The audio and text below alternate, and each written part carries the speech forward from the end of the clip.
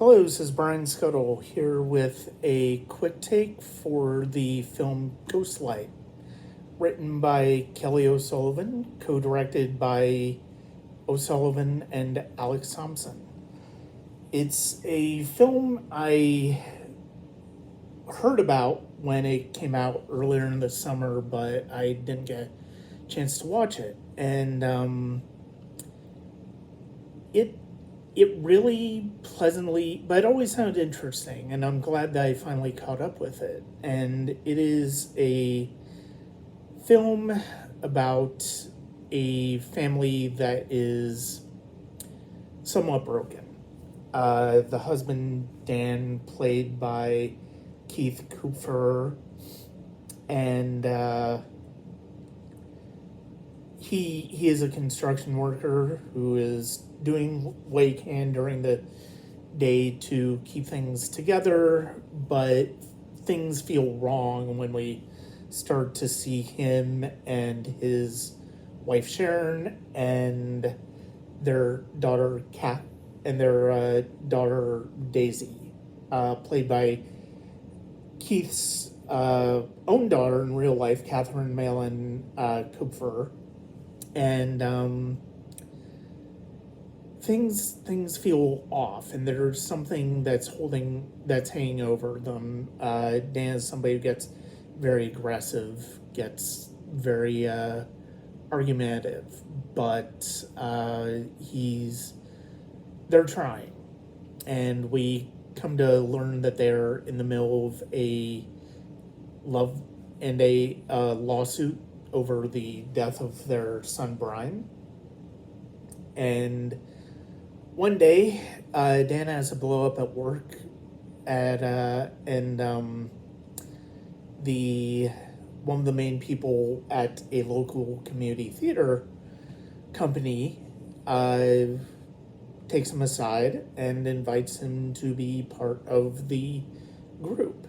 And as he starts to go through that, suddenly he feels a bit different, and he starts to change a bit, and he starts to open up a little bit more. And then Daisy, who's been difficult to deal with when it comes to school, sees them and starts to take part as well. And this is probably not great. This is probably not great description of the narrative of Ghostlight, but it's kind of the best way to approach it. And the play that they're doing is Romeo and Juliet. And one of the things that is most interesting about this is the dynamic between Dan and Rita, who's one of the main actors in the troupe, played by Dolly De Leon. And she has had it in her that she's wanted to play Juliet for a long time. But, she's middle-aged and is very much a teenage character, but she wants to do it. And the way that Dan ends up being a big part of it is a big part of his healing process in this. And it takes, there are times where it feels like it kind of takes the long way to get to what it's trying to say, and there are some moments where it feels like it's very on the nose, but the performances are what continue to draw us into the movie. And all of the performances, including Tara Malin as Sharon, as the wife of Dan's wife, are all exceptional. And it's funny. I couldn't help but think of my mom being in community theater when we were in Ohio, and it felt very similar because you basically saw people from different backgrounds, people who may not necessarily have been professional actors, but who all had an interest in something to say and take part in it. And that's one of the things that is kind of striking about an experience like that.